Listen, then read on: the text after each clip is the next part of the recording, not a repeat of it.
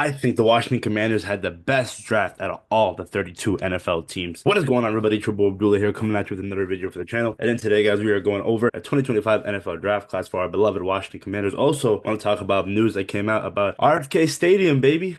Football is coming back in DC where it belongs. Josh Harris and company just again find a way to do it, and I love it, man. In the span of just less than 2 years, Josh Harris just doing what good owners do and caring about the fans. Before I get into the video, please make sure to like, comment, subscribe to the channel, and let's get straight to the video.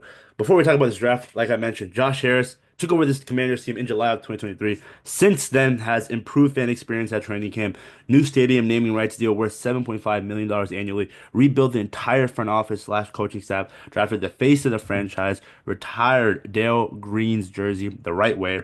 Best season since 1991, made the NFC Championship game, spent over $75 million repairing Commanders Field, announced a new $3 billion stadium at the RFK site, plus so much more that we're not talking about enough. And I love it, man. I freaking love it. Josh Harris, from going from Daniel Snyder to this man, it is a complete 180. It just goes to show that ownership really does matter in sports. And for us Washington fans, we used to praise so much for a guy that actually cares about the fans, the experience, the team itself, and just making professionals do their jobs. And Josh Harris, Mitchell Rales, Magic Johnson have clearly done that. And kudos to them. They have done a great job. And I can't wait in 2030.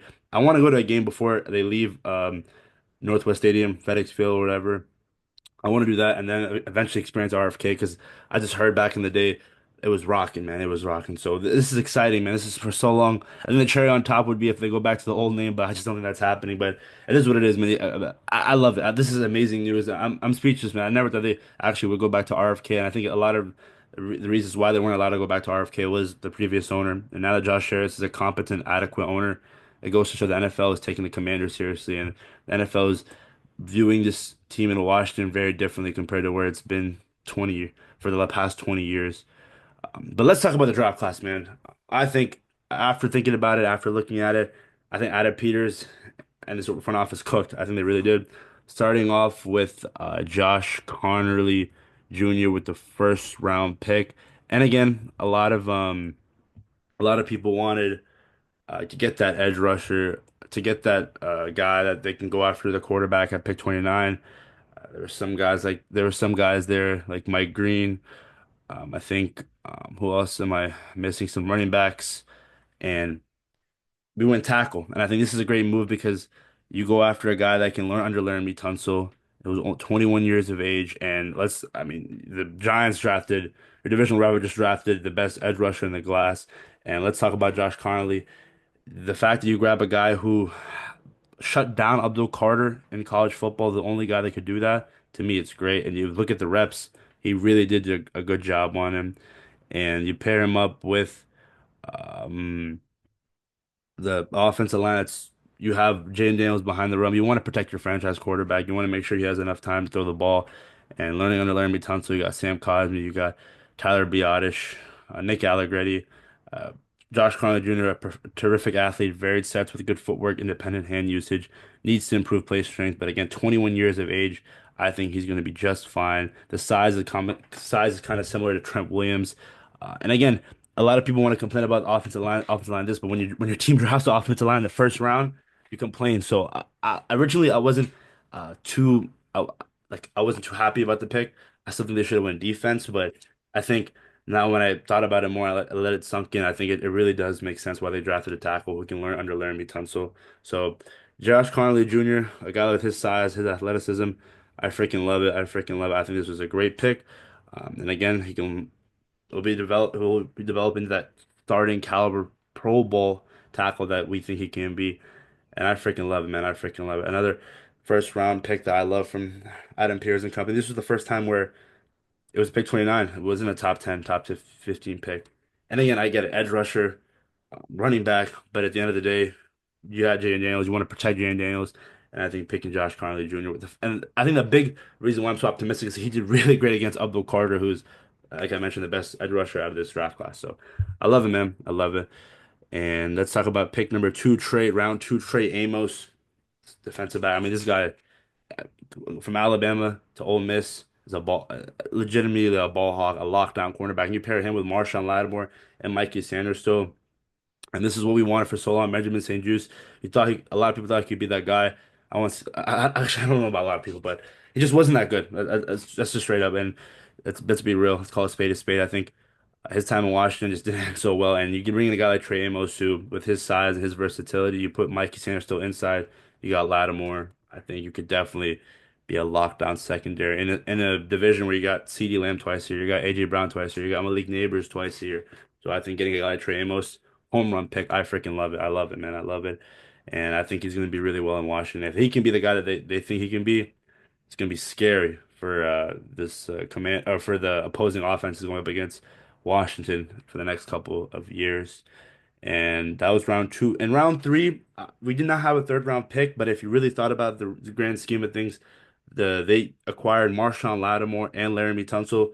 So the way I see it, again, you didn't have those draft picks, but you have to think of a bigger picture. You get a guy like Laramie Tunsil who's proven that he can be a starting caliber tackle, and age does not matter for him. He's been playing really, really well these last couple of years. And you get a guy like Marshawn Lattimore, which I understand he hasn't been playing up to par when he came back from injury last towards the second half of the season of last year after that trade deadline. But I think with the fully healthy offseason under his belt, I think he'll be just fine, just fine. So again, round one, Josh Conley Jr. Round two, Trey Amos. Round three, Marshawn Lattimore. Round three, Laramie Tunsil. I think again, Adam Pierce cooking. Round four, wide receiver Jalen Lane out of Virginia Tech. A Hokie ran 4.3. What production really wasn't there in college.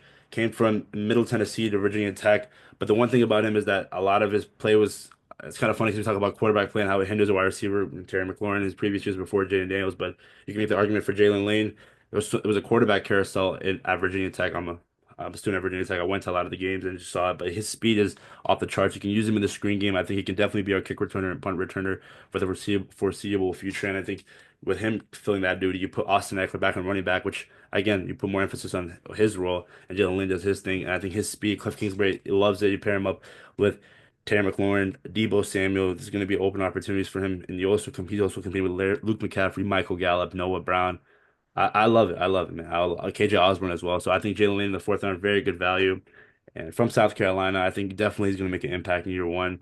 And it's going to be interesting to see how it pans out. And again, I was the fan of trying to get a running back. And round four, you can get an edge rusher, which I still don't understand what they're going to do. I think they're going to go after a veteran, which makes the most sense. But I think getting a edge rusher around day three, day two, it's kind of hard to.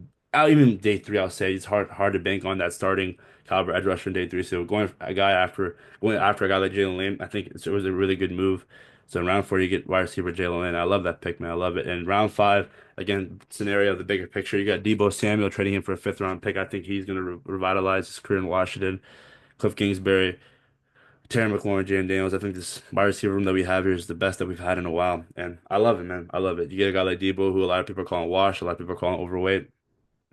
You can call him that, but I think with the whole new system under Cliff Kingsbury, with a quarterback, emerging superstar quarterback in JD5, I think Debo Samuel will be just fine. Round six, linebacker Kane Medrano, again, athlete, the fastest 40-yard dash out of all the linebackers in this draft was under Coach Ken Norton before he came to Washington. He ended up telling Ken Norton come after me, and Ken Norton ended up trying convincing Adam Pierce to draft this guy. Super athlete, a freak, and I think he can definitely learn under Bobby Wagner, one of the greatest linebackers to ever play the game, Frankie Louvu. I think this is going to be a sleeper pick, definitely could contribute to the special teams game, and I love it, man. I love it. The common theme of this draft seemed like it was just going after athletes. I think Cade Medrano in the sixth round, love it, man. And round seven, they finally did it. Ja'Cory Krusky Merritt, running back. I think last year we saw that we needed a running back that can be really explosive. Can Ja'Cory Crossy Mary be that guy? I don't know. Eligibility hindered his past season in college, but I think when given the opportunities, he can produce. I don't think he can be at every three down back, but I think with some explosiveness, I think it's similar to the size of Brian Robinson. With this running back room that we have right now, it's going to be really interesting to see how everything pans out and how certain reps will go certain ways. Maybe he can be that burst guy. Again, for me, I was a big fan of other running backs, but Ja'Cory Crossy Merritt, some guy you definitely got to monitor. And I mean, that's in summary of all the draft picks that we had, including the trades that we had. But I think for the Commanders, you did a really good job of solidifying the offensive line. You get a guy in Trey Amos. adding more to the wide receiver room.